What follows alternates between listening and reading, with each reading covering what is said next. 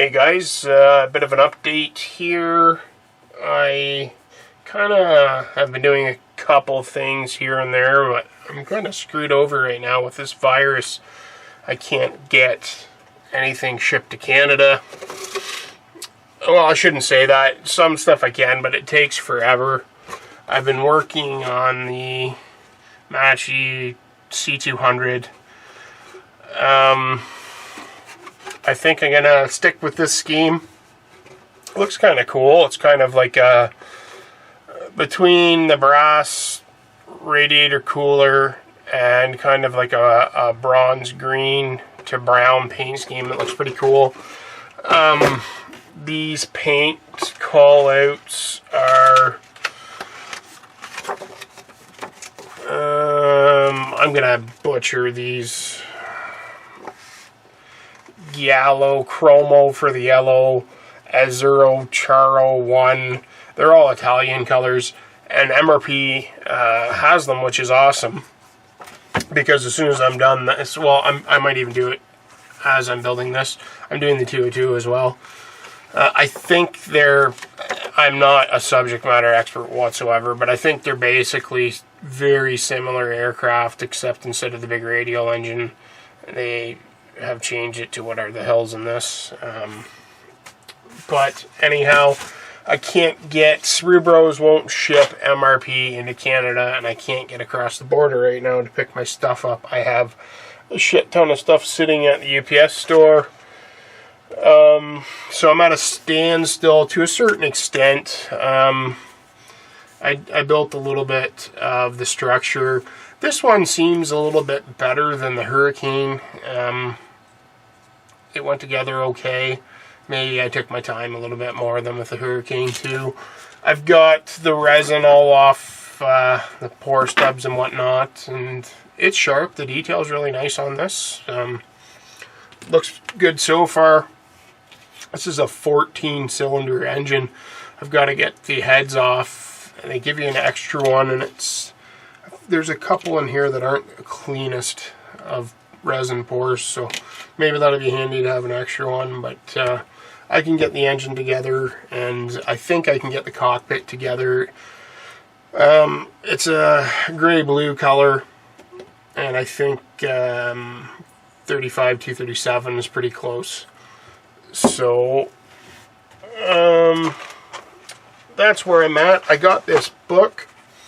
It's odd, like I got this book out of Montreal, which is about an hour and 20 minutes from here down the 401, and it took 2.5 weeks to come. I had tracking on it, and I followed it, and went to Ottawa and sat there for a week, and then finally it came. Our postal system is shit here, and they're saying it's because they're overwhelmed with people ordering in from home because of the virus. Whatever. I still get my DHL stuff from out of country faster, so whatever. This is a good book. Lots of good reference in it. God, these planes are so ugly. They're cool. They're very cool. But it shows the cockpit here being this blue. It says here the interior is painted in Grigio Azzurro Chiaro 1 light blue gray. So, like I said, I'm butchering that, I'm aware. That's not what the instructions call it for in the kits, but I'll follow that reference. The other build that I have been doing is the Academy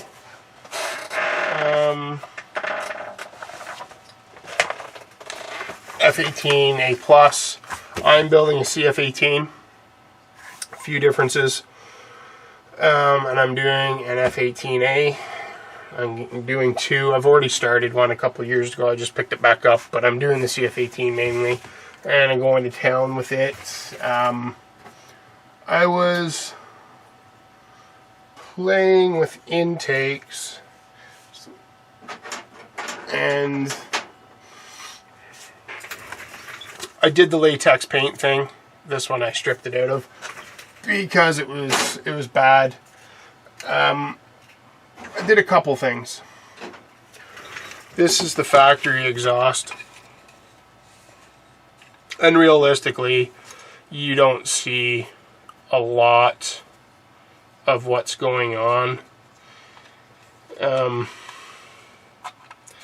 The resin, these are the Rhino seamless, and it comes with a resin plug in there, I'm assuming, because it's a little bit bigger than the kit exhaust.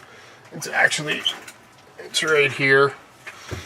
So these plug in, and then it sits on this engine, which they're completely hidden inside. So I did the latex paint thing where you tape the end, pour latex paint in. I let it sit for like, I don't know, 20 minutes or something, and then I pulled the tape off and let it drain out. And it kind of worked. I could see it working. It didn't for me, but I really didn't spend any time on trying to hide the seams at all. I don't know on this side if you can see. It's better in obviously in photos. Let's see if I can zoom in enough. You can see the seams in there. They're awful. But like I said, I did nothing. I just glued these. The other thing I noticed was I used Tamiya Extra Thin and the Ammo Meg glue, and it didn't seem like it really melted this plastic. And I know others have said this Academy Plastics is a little bit different. I haven't worked with it enough yet to know, but I'll try MEK on it probably. But I'm playing with this. I have like a dozen of these kits, so I want to build a bunch of different variants. So I'm kind of experimenting, seeing if I could make the kit exhaust seamless and make them work and not have the alignment issues. Everybody, I guess, is notorious for that. It's notorious to have alignment issues where these go in to the airframe. So I thought maybe if I cut these apart, I can mimic this and put it wherever I need to. The main reason why I don't think I only have one set of seamless, so I have to use a set of kit exhaust, or buy another one. I stripped this one. I might try to spend more time in here to clean that up a little bit, and I think latex paint is thick enough. It really will hide a lot of flaws.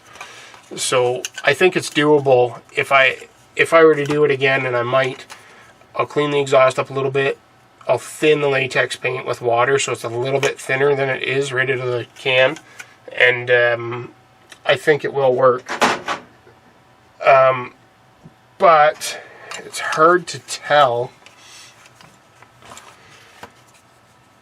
The size is way out of frame, of course. It's hard to tell on this, but the seamless Rhinos are a lot bigger and I think more accurate than the kit exhaust. They're really small when it comes down to this area, especially where it will glue on here. It's hard to tell with the face, but the face is actually a little bit bigger. Of course, these are the opposite ones because I'm a retard, but it's hard to tell, but this one's bigger, especially inside in the trunking. This gets really narrow. This one does not. So I think I'm going to still screw with this because I like screwing with things, but I think I'm going to order another set. I can't find Rhino stuff anywhere. If you guys know where to find stuff, I would love to know. There's these QMT exhausts here I've been trying to get. I know Hannett's had them. A couple buddies bought them all out because they're dicks and they forgot about me. But stuff like that. The KA Mark 1 stuff is excellent too. I've ordered a set for this Hornet. I'm probably actually going to order a couple of sets because, like I said, I'm going to do multiple variants. But if anybody knows where to get Rhino intakes, love to know. Maybe it's as simple as Googling it, not looking on eBay, but I don't know. I can't find them. My bitching about the Canadian postal system. This came in today. I'll zoom out. Where's with the glare? I ordered this from Spain from AK Interactive Thursday, and it's Tuesday and it's here. DHL is awesome. I ordered a Hornet from Hannett's, a Revell Super Hornet last year from Hannett's, and and came from the UK in like 4 days as well. I don't know how the hell they do that. It's great. They text me and tell me if I owe duty, which I did, and I can click so I don't have to sign, so they just drop it at the door. So that's sick. It's great. I don't know, like, mail a goddamn letter to my mother takes a month in Canada, and she lives 10 minutes away. I can get this ship from Spain in 4 days. I don't know. Apparently this kit was a manufacturer that went bankrupt. I think. I'm not 100% on that, but something happened and they didn't produce the kit, and Edward ended up doing it. I haven't really looked at the plastic yet, but let's do it. Let's do unboxing. Weird bags. Like, they're not clear. But let's see what it looks like.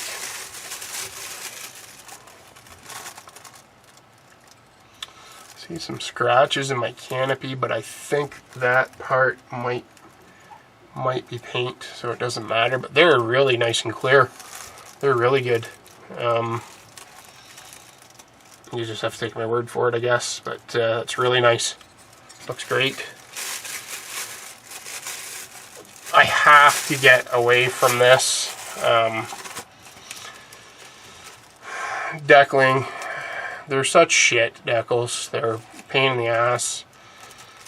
It's constant whining on the Facebook about glossing and unglossing and future and bullshit. I'm a hypocrite because I even just brought it up. I just can't stand that shit. It's as annoying as hearing Orange Man bad shit constantly. Who cares? I'm going to start cutting masks for all this crap because my wife has a Cricuts, and I don't find it that hard. I can even download this from the internet, not have to go to CorelDRAW and make it, and convert it to an SVG or something like that, and she cuts them out in like 5 minutes. So I'm going to get away from decals and start doing masks, but to each their own, do what you want.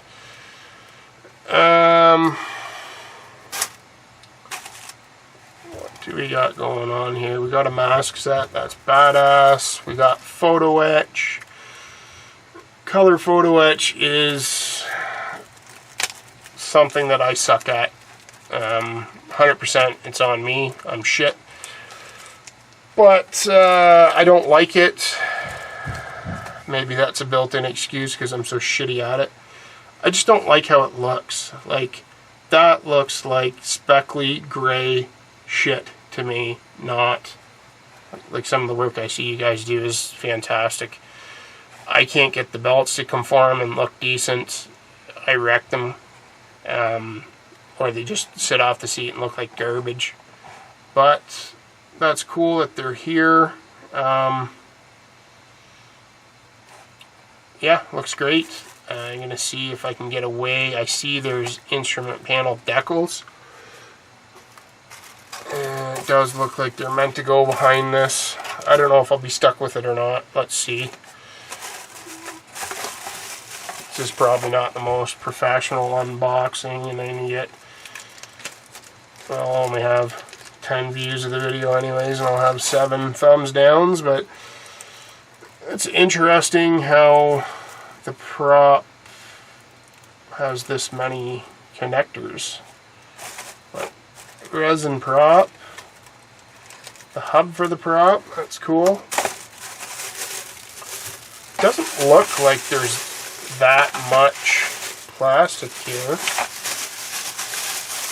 far as the spruage goes, let's see, is this like regular fucking grocery bag bullshit? Kind of a texture to the plastic, it seems. I don't know if this would focus zooming in. Let's see if I can show that. Doesn't really show it, but there is a bit of a texture to it. But surface detail looks not too bad. Just kind of like a 109 wing in it. The fatty fuselage. What look like. I know I'm super zoomed in here, but I'm just trying to show kind of the texture and the old intimate details of it. Looks not too bad.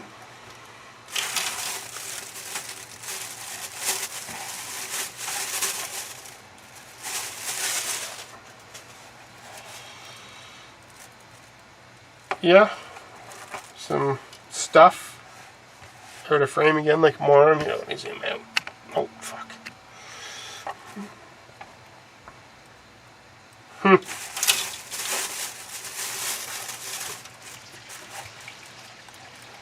That's interesting.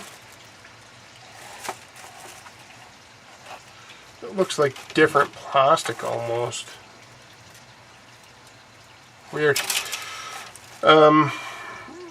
Some exhaust, an engine block, some seat detail. Cool. This is one of those. Fuck, I hate these things. At the grocery store, my wife sends me to get fruit. I screw pull off the thing for like 10 minutes trying to get the bastards open, but sorry, off topic there, but that's what these bags remind me of. My damn pans. Is it ever small for, like this is 1/32? That's friggin' tiny. I don't know much about this, but I would say that's relatively close to the length of the 109 fuselage, if not a bit shorter. Maybe that's the whole point of it, I don't know. Like I said, I don't know much about the aircraft, but, well, that's cool. It looks simple. Like, oh, and there's a prop that's not resin. Oh, good. The instrument panel, I can do it. So I can cut those dials out with my punch and dies and go to town on it without having to use color photo etch. Cool. It looks very simple, straightforward. So what's going to happen is, because I can't get my MRP right now for my C200, and I can't get my exhausts are going to take months to come in for my Hornet. I am still going to work on the Hornet, but I'm going to build this right away. I'm going to probably start tonight, get onto it, and maybe I'll do a build video series. You guys don't want to see me muck around with it, though. I'm not that good of a modeler for anybody to care.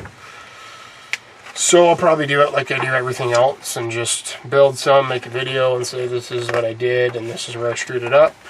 And then go from there. Just looking at schemes here. This is a scheme I did on the HS-129 and I do like that scheme. But, did it, so probably won't. This one, Hungary, 1944. This aircraft carried a very unusual camouflage scheme made up of RLM 74, 75, 76 shades reserved for fighters. This aircraft probably served in Hungary on the Eastern Front. The code letters ZS were either oversprayed or scraped off. Right there, what do they mean? Oh, right here maybe? I don't know what the hell they're on about, but oh, I would think a swastika goes there and they can't put it on maybe. Maybe that's the case on that. Might do that one. Let's see what else we got going on. We have, this consists of RLM 771 in the upper and 65 in the lower, upper surface roll paint with white. I haven't ever done a white winter camo thing. Maybe. No, I don't want to do the Romanian one. And I don't want to do the France. I think I'm going to do this one. Unless I get onto the winter camo. But I think we shall build this because I think I have all these paints in stock, because when I don't have a paint, I usually just buy them all. Like for example, I didn't have the RLM colors for the HS-129. So it's a pain in the ass for me to get paint. So I said I will just get it all now. And that's another thing. I found the Aqueous Gunsy paint in Toronto at Panda Hobby. And I can get it here. So I ordered a shit ton of it. and they do Gundam things and robot mech things, which I know absolutely nothing about. But they have all these funky tools and sanding blocks and gizmos and shit that I've never seen. So I ordered some of that crap too, thinking maybe it'd be cool. And I can show them to my Facebook friends and they'll be like, oh, you're cool, you have cool things that we've never seen. But that's enough of a ramble, I guess. I'm going to get on this shit tonight. And hopefully this is a quick build because the fit's going to be so phenomenal. Everybody will rave. And I'm the first one in the world to have it, and my subscription levels will quadruple. Cheers, guys. I'll edit this shit up and get it on the YouTubes, and hopefully do another video soon. See ya.